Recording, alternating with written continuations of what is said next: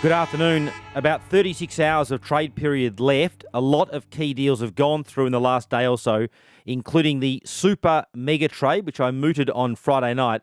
And even West Coast and Port used the term super mega yesterday. I realised I added a bit of hyperbole to that, but it sort of caught on, which I thought was quite funny. Lots to discuss today, including North's fallout from that trade and whether it was value accretive as far as North were concerned. But what I'll do first off in the podcast today is give a bit of a snapshot of the outstanding deals as I see them, and just in terms of not where they're at, but more just a list to start off with. In terms of the big ones that we knew of, obviously Grundy trying to get to Melbourne, Dunkley trying to get to Brisbane, Hopper still trying to get to Richmond, Aaron Francis trying to get to Sydney, Radically trying to get to Port Adelaide. In terms of deals that are waiting on other deals, there's the Tom Mitchell deal trying to get to Collingwood from Hawthorn. That's clearly waiting on Grundy. In terms of the new deals which have popped up over the last day or so that we kind of not necessarily knew about, but I guess they're on the radar at some point, Wiedemann, Essendon, two of the Bombers yesterday. I'll get to that shortly. O'Meara is an absolute new one to the Giants. I'll discuss that shortly as well from Hawthorn. In the background, you've still got Hunter sort of trying to get to Melbourne. Lockie Hunter, that's looking less likely than likely at this point. Having said that, there's a lot that can happen over the next day and a half. You've still got Fiorini trying to get through to Collingwood and Frampton through to Collingwood as well. That gives you a bit of a snapshot. Now, the big discussion point today, of course, is North Melbourne and this super trade. Look, have a look at the super trade yourself on social media. You'll see how complicated it was. There were heaps and heaps of steps to it. But in essence, it saw the Giants get pick number one. That's the first time the first pick's been traded for the best part of 21 years. North ending up with 2, 3 in a future first and some other picks. West Coast ending up with 8 and 12. Port Adelaide in particular ending up with Junior Rioli and, of course, Jason Horne-Francis, which is the big one. Have North mucked up this deal? That is a massive, massive debating point today. There's a bit of a controversy. Zurha had a bit of a crack at it last night on his Instagram, which I think he's since taken it down, referring it to the situation as Hornet gone and referring to some discount merchandise. Quite sharp work there from Cam Zurha. But look, there is some criticism of North. They've given up Jason Horne-Francis, you could argue, in effect, for a future first and picks 40 and 43, because you could argue that the pick one, which they've split, then goes into 2 and 3. But look, North obviously argue that they're going to get 2 players now, I guess, for the price of 1, in terms of that pick with number 1. And they would also argue, of course, that 2 and 3 is worth about 4,700 draft points on all the calculations, and pick 1's worth 3,000. So that part of it was value accretive. It wasn't just a case of splitting 1 for 2 and 3. And it also shows clearly that North were off Jason Horne-Francis and knew that he needed to go. So I think that's, from North's perspective, they'll see that as value accretive, and it does give them the opportunity perhaps to get 2 like-minded or friends at 2 and 3, which other clubs have done before. You get a couple of players that want to play together, and you can get a couple of generational players. So from North's perspective, that's what they'll argue. Others are more sceptical about the relative value of this deal for North, but at the end of the day, Horne-Francis is at Port Adelaide, and I expect that he might even speak as soon as today. I wouldn't say there's frustration with Graham Wright because he's the best in the business, but he's got 2 pretty tough deals going on, 2 big situations now and big players. Obviously, Ollie Henry, there's an impasse of sorts between Geelong and Collingwood in regards to Henry. Henry's trying to get to Geelong to play alongside his brother. It's an interesting situation.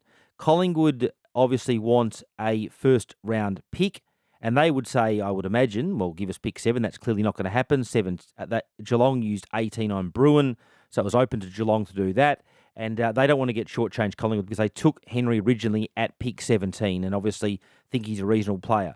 The counter view, which you could argue, is that Geelong have done a lot of work to get that 25 pick. They bunched up a whole bunch of points to get to that point. Henry's not going to stay at Collingwood. That's absolutely abundantly clear from his manager, Anthony McConville, who's a particularly reasonable bloke. He's like, he's not sort of trying to force Collingwood's hand. He's got a good relationship with the Pies, but he's made it very clear that Henry doesn't want to stay at Collingwood. The other argument, of course, is that Collingwood offered more money, apparently, to Bobby Hill and only gave up a net second-round pick for Hill. So, Collingwood had the opportunity, I guess, to offer more money to Henry compared to Hill and didn't do that. And the other situation, of course, in all this is that Collingwood didn't play Henry, particularly in the back part of the year. I think he played against North in round 17, but then was the unused sub against Adelaide and Carlton. The other argument, if Collingwood let him go to in the pre-season draft, they'll get nothing for him. So that's an impasse. Just picking up on what's happened already today, Jack Gunston is officially a Lion now. That's gone through as a trade rather than free agency, so the Lions didn't lose their compensation for McStay. The Lions in the end giving up 48 and a future fourth. O'Meara, an interesting situation at Hawthorn. I think the Herald broke this story yesterday, the Herald Sun, that O'Meara is interested in going to the Giants. It continues that trend of experienced Hawks perhaps wanting to move on. Sam Mitchell obviously very much focused on the long term, the draft, and some of their kids. The interesting backstory, O'Meara was the best man at Stephen Coniglio's wedding over the weekend, where obviously clearly Giants bosses like Dave Matthews and Jason McCartney would have been at, as well as obviously some of the top agents, including TLA. So it was a deal hatched, you'd think, at a wedding if it goes through. It was a big production, the wedding, Stephen Coniglio's. He had acrobats coming from the ceiling on tight ropes. He had extra chandeliers. It was a big wedding, but it will be remembered for O'Meara potentially teeing up a deal at that wedding to go from the Giants to Hawthorn. A lot of clubs are looking at the Giants in terms of their salary cap. Ward's still on up to $800,000 as part of his, well, what you think would be a final season. But in particular, Green, Coniglio, Whitfield and Kelly, all over $1 million. I know they've cleared out Taranto and Hopper, but there's certainly a view from some clubs. They thought they might push out one more player. Haynes also on up to $1 million over his final 2 years. So the Giants will get some relief at the end of next year when a couple of veterans go. But even some clubs in the next couple of days are certainly keeping close tabs on the Giants if they push out one more player. There's no evidence of it yet, but it's certainly a discussion point in clubland. And I'll leave you with two. Josh Dunkley, I mentioned the conundrum facing Collingwood in terms of perhaps losing Henry and Grundy for a little less than they'd like. The Bulldogs face a similar situation with Dunkley. Brisbane traded out that pick in the teens. It was controversial because the Bulldogs basically warned them against doing it, and it leaves the Bulldogs in this unusual situation where they're going to have to lose Dunkley, who wants to go to Brisbane, their best and fairest, for you think a future first and obviously more. But it is interesting. They gave up arguably, or rejected, I should say, more when Dunkley wanted to get to Essendon a couple of years ago. So it's an uncomfortable situation for the Bulldogs. I've heard Luke Beveridge is only part of the list management team at the Bulldogs, but obviously a very influential part. He's not happy about it. He was digging in yesterday.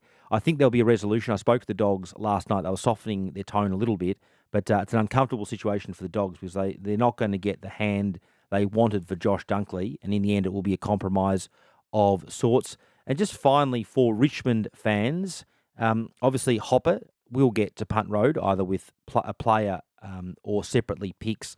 The player being discussed is Ivan Soldo. He had a medical up there last Thursday. I've heard Richmond overnight aren't necessarily keen on losing Soldo, particularly next year with 5 expected on the bench.